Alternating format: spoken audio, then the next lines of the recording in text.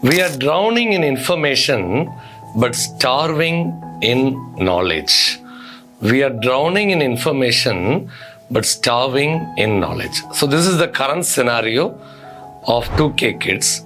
So we got a lot of informations, but the problem is it is very difficult to see a knowledgeable person. So இன்னைக்கு உள்ள இந்த காலகட்டத்தில் வந்து நமக்கு அநேக இன்ஃபர்மேஷன்ஸ் கிடைக்குது. பட் அதை வந்து சரியான முறையில் கொடுக்கக்கூடிய ஒரு நாலேஜபிளான அறிவு சார்ந்த நபர்களை பார்க்குறது ரொம்ப கஷ்டமாக இருக்குது. ஸோ இன்ஃபர்மேஷன்ஸை விட நாலேஜ் வந்து ரொம்ப முக்கியம்.